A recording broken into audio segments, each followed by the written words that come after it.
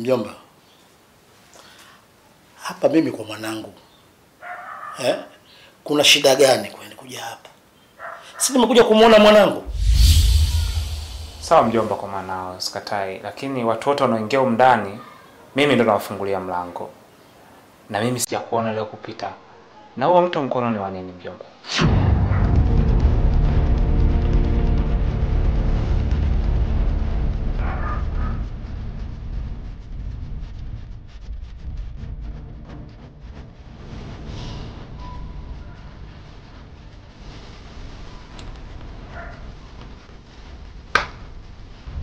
Mjomba, mimi kushika huu mto ina maana mimi siaminiki huko.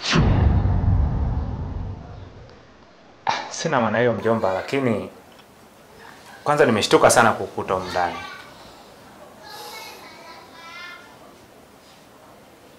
Sikutegemea kwa muda kama huu nitakukuta ndani na sijajua umepitia wapi.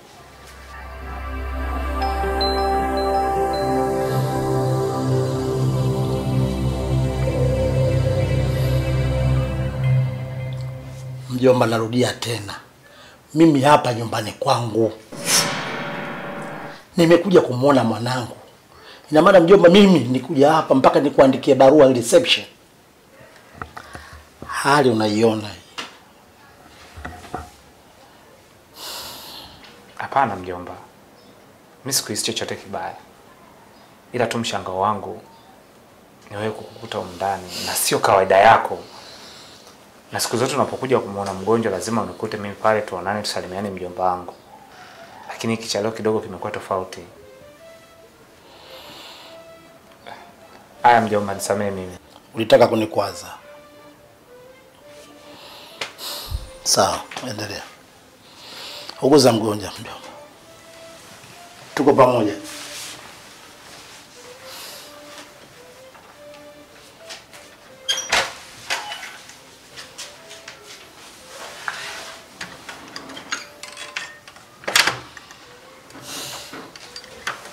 Shemeji.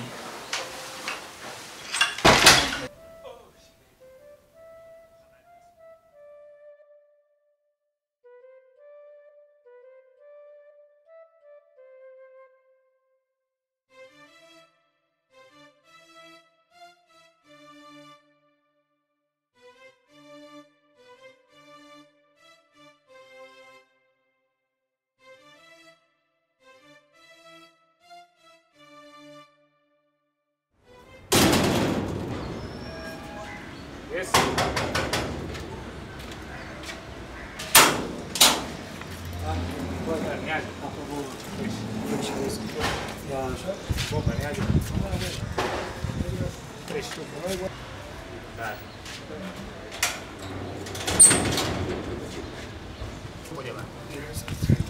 Karibu.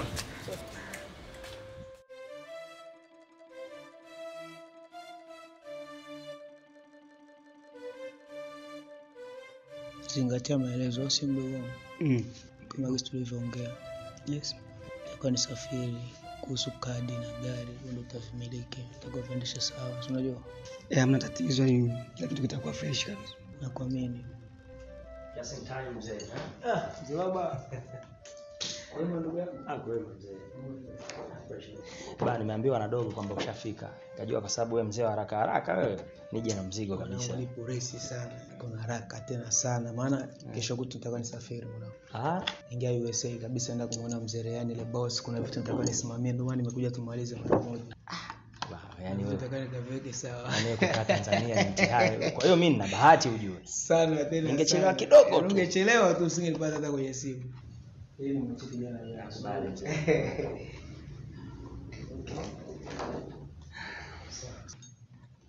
Kijana atakupa wewe. Atakupa ule mzigo kijana. Okay. Yeah. Pia kwa hapa natoka nje kabisa. No, mimi natoka. Unajua sema mzee Rayani. Natoa na magari yaingize town. Sasa kama nitasimamia. Okay. Yeah. Basi kama ni jambo la kheri basi fresh. Sawa, Anikabidhi mzigo. Anikabidhi mzigo sisi na mambo mengine.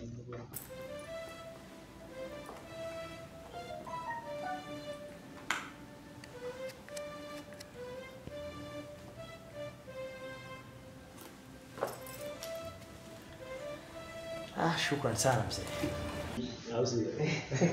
Shukrani sana. Basi sawa, nitamwambia kijana atoe. Sawa, sio vibaya. Poa. Michael. Mke wangu, nimekuwa nikiamini kuwa pesa ndio kila kitu. Lakini sasa nimeona kabisa ni tofauti na vile ambavyo mimi nilikuwa naamini au nilivyoaminishwa.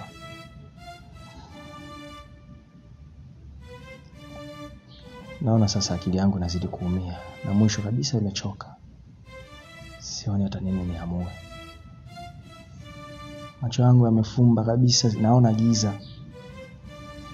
Sioni njia gani nipite ili tuweze kuishi maisha ya furaha kama tulivyokuwa tukiishi hapo awali. Naona tunazidi kuhangaika kwa madaktari mbalimbali, tunawanufaisha wao tu. Hizi pesa bora tungepeleka hata kwa watoto yatima. Maskini ya Mungu. Huenda labda tungefunguliwa milango ya rehema. Huenda maisha yetu yangekuwa ya furaha zaidi.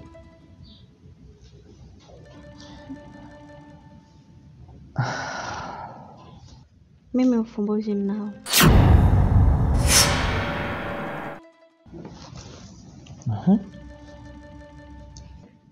Ni kuniacha mimi na kuwa mke mwingine. Tangu hayo natoka wapi tena? Mimi nafahamu kwamba dini yangu inaniruhusu kuoa hata wake 4. Sio kuoa wa pili, sio 4. Lakini sijawahi kufikiria hivyo na wala sintokuja kufanya kitu kama hicho. Sasa hayo yote yanatoka wapi? Sasa kwa nini unapenda kusonesha moyo wako kwa vitu ambavyo umekuwa ukinisii kila siku nisikate tamaa? Tambua mimi na wewe hakuna ajuaye kesho yetu zaidi ya Mungu pekee.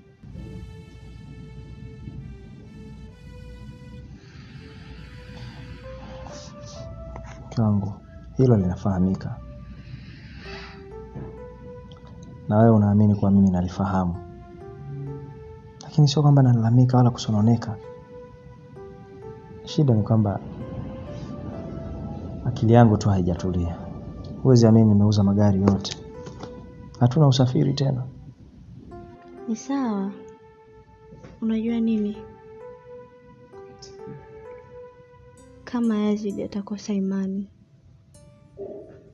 basi Eliza atakufa kabisa. Basi usijali mke wangu. Mimi sijakukatia tamaa na sintokuja kukatia tamaa. Hata mara moja. Sawa? Nakupenda sana mume wangu. Nakupenda pia mke wangu. Bila shaka tunahitaji muda. Nina imani kubwa kwamba muda ni tiba. Nakupenda sana mume wangu. Nakupenda sana mke wangu.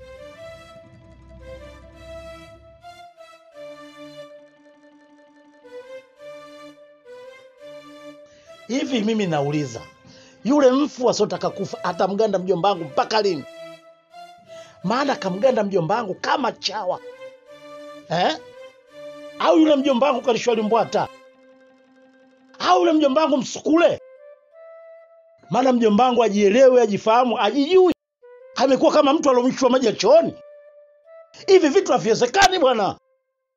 Mjomba, mimi hata sielewi. Yule mwanamke kuna kitu kamfanyia kakaangu Yazid. Nilimgusia tu kuhusu hili swala, aliniwashia moto. Na kwake kanifukuza. Na bila wewe mjomba, nisingeenda kwa Yazid. Na kwanza msamaha wenyewe nimeomba kwa Geresha. Tena nilisahau. Mimi niliongea na mwanangu. Nikamwambia mwanangu, maisha haya mpaka lini kutokupata mtoto? Na kuomba uoe mke mwingine, tupatie mjukuu. Anacheza cheza hapa. Ona jumba lilivyopooza. Kwa kweli maneno aliyonijibu, hata mimi kama mzazi nilijisikia uchungu. Sasa mdogo wangu, ili jambo niachie mimi. Mimi ndo dawa yake naifanya. Mimi dawa yake kwenda kumuolea mke na kumpelekea pale pale. Haiwezekani akatutia aibu ndani ya ukoo wetu. Heshima iko wapi? Leo unaumwagia maji mti mwaka mzima hautoi matunda. Sasa faida yake iko wapi? Leo jumba limekaa pale halina maana pesa mbili. Jumba limekaa kama linafugwa majini. Hakuna hata mtoto wa kutokera kera. Hakuna mjukuu wa kutokereketa. Bwana, mimi kwa maamuzi haya. Kaka, yako wapi? Wewe ulikuwa msimamizi na ndoa ya mpo wako. Sasa kama mimi nilikuwa kimbelembele wakati ule, na faida yake nimeiona sasa hivi. Ili swala mimi niachie mimi. Waacheni waishi. Mimi sitaki nini wala nini. Kimebadilika nini? Umesikia mjomba? Mimi na rafiki yangu ana mdogo wake mzuri. Wacha we. Tena na maadili yote ya dini yake Yazdi. Nikimletea Yazdi hawezi kugeuza. Kwa mfano kaka yako Yazidi anaumwa. Alafu ile mwanamke kamkimbia. Wewe utajisikiaje? Unaweza kumuuguza kaka yako wewe? Acha hayo mwanangu. Hiyo sio roho nzuri. Hata wewe unaweza kaumwa. Watu wakukimbie. Sasa bi mkubwa wewe niachie mimi. Mimi ndo nitaenda kulitekeleza. Nitaenda kumaliza kila kitu. Nitaenda kumuolea, nitaenda kumaliza shughuli yote. Niachie mimi. Si unaniamini kaka? Mimi silei ujinga ule. Sisi tunataka neema, tunataka watoto. Mtu kaka pale alije kutufia, tupige gharama za maziko.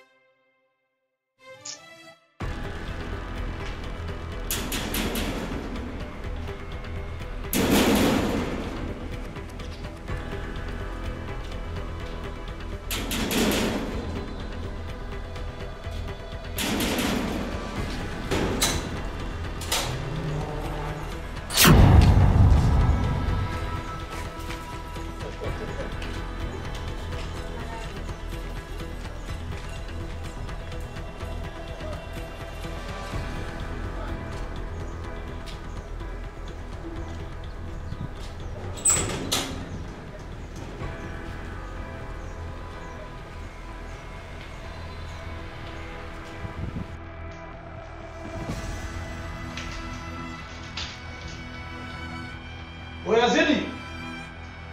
Yazidi!